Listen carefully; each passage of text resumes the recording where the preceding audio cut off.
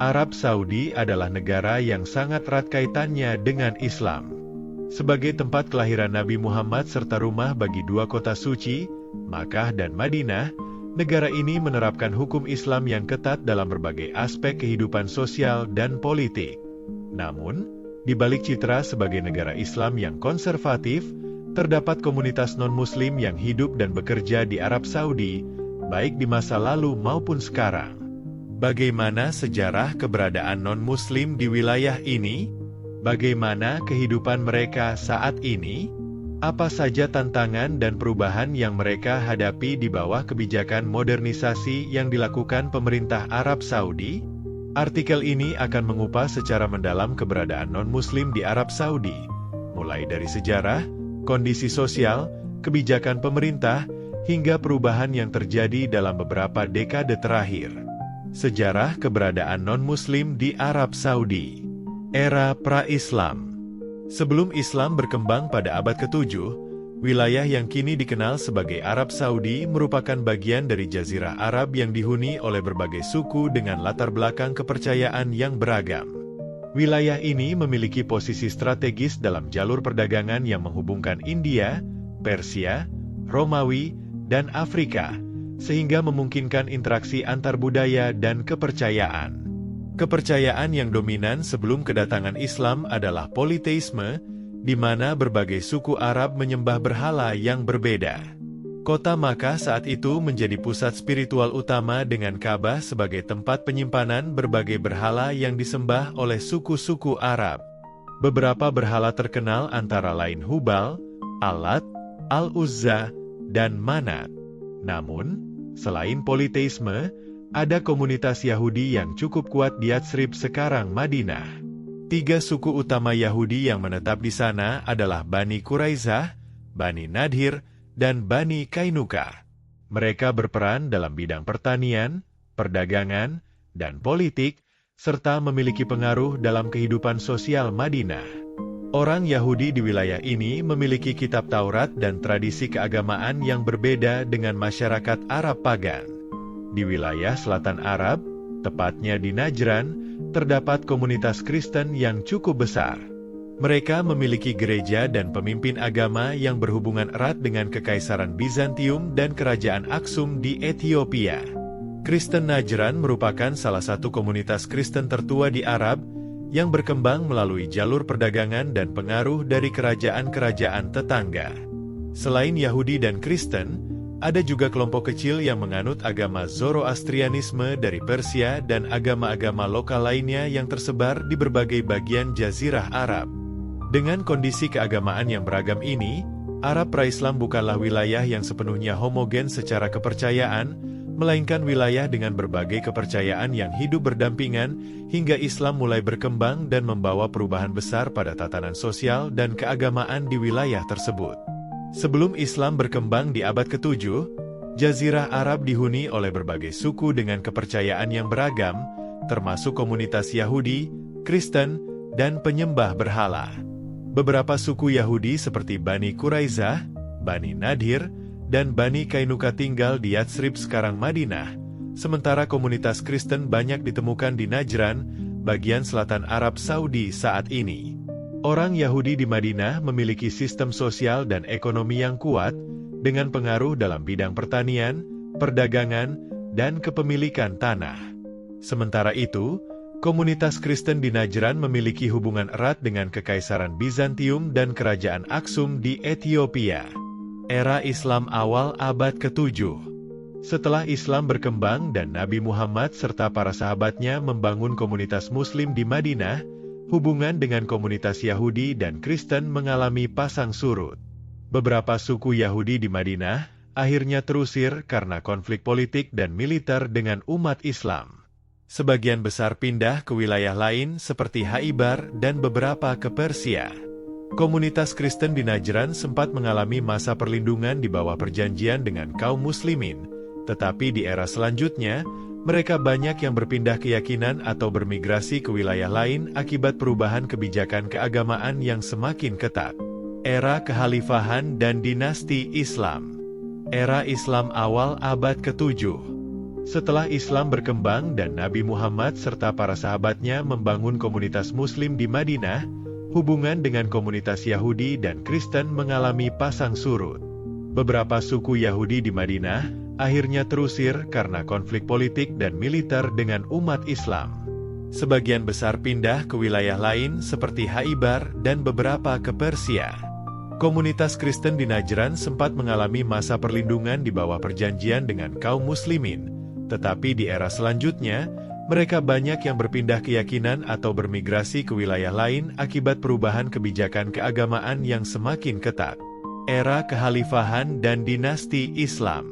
Pada masa kekhalifahan, terutama di bawah dinasti Umayyah 661750M dan Abbasiyah 7501-258M, keberadaan komunitas non-Muslim di Jazirah Arab semakin berkurang. Salah satu kebijakan yang berpengaruh besar adalah keputusan Khalifah Umar bin Khattab yang melarang komunitas Yahudi dan Kristen untuk tinggal secara permanen di wilayah Hijaz, termasuk Makkah dan Madinah. Kebijakan ini bertujuan untuk menjaga kemurnian Islam di dua kota suci tersebut. Namun, meskipun dilarang tinggal di Hijaz, non-Muslim tetap memiliki peran dalam kehidupan ekonomi dan perdagangan. Kota pelabuhan seperti Jeddah menjadi pusat perdagangan yang menghubungkan Arab dengan Afrika, Persia, dan India. Di kota ini, pedagang non-Muslim, terutama dari wilayah India dan Persia, sering datang untuk berdagang, meskipun mereka tidak diperbolehkan menetap secara permanen. Pada era Abbasiyah, pusat kekuasaan Islam bergeser ke Baghdad, dan peraturan terkait non-Muslim di Jazirah Arab menjadi lebih longgar, terutama di kota-kota perdagangan. Namun, di sebagian besar wilayah Arab Saudi modern, populasi non-Muslim tetap sangat terbatas karena dominasi hukum Islam yang mengutamakan umat Muslim.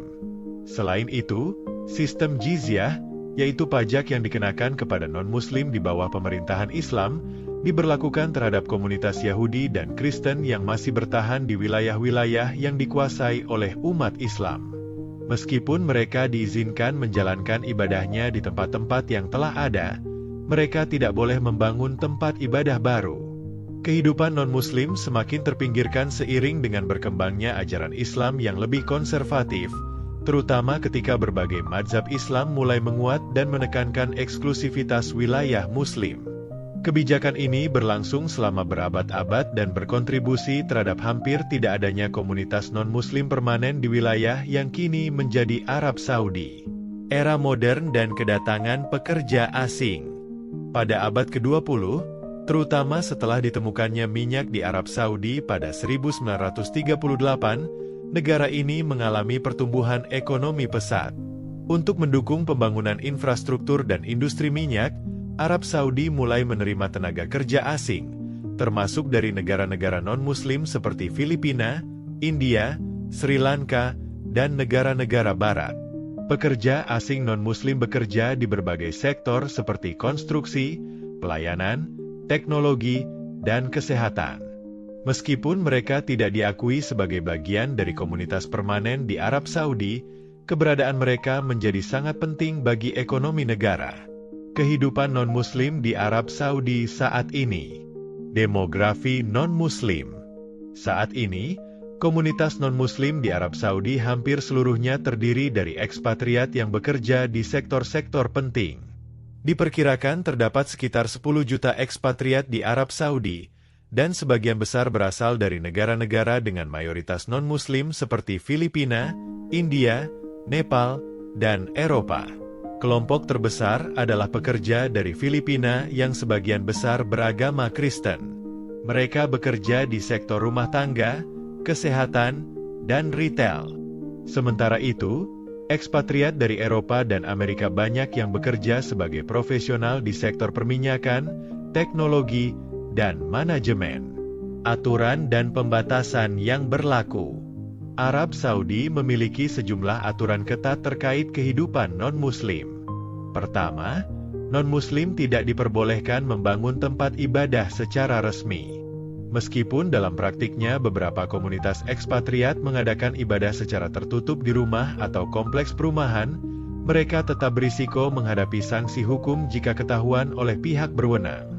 Kedua, Non-Muslim dilarang memasuki kota suci Makkah dan Madinah, dan larangan ini ditegakkan dengan pos pemeriksaan di gerbang kota. Ketiga, simbol keagamaan non-Muslim seperti salib atau patung dewa tidak boleh diperlihatkan secara terbuka. Jika ditemukan, benda-benda ini bisa disita oleh aparat keamanan. Keempat, penyebaran agama selain Islam, baik dalam bentuk misionaris, penyebaran literatur, atau upaya konversi agama, dianggap sebagai pelanggaran berat yang bisa berujung pada hukuman penjara atau deportasi.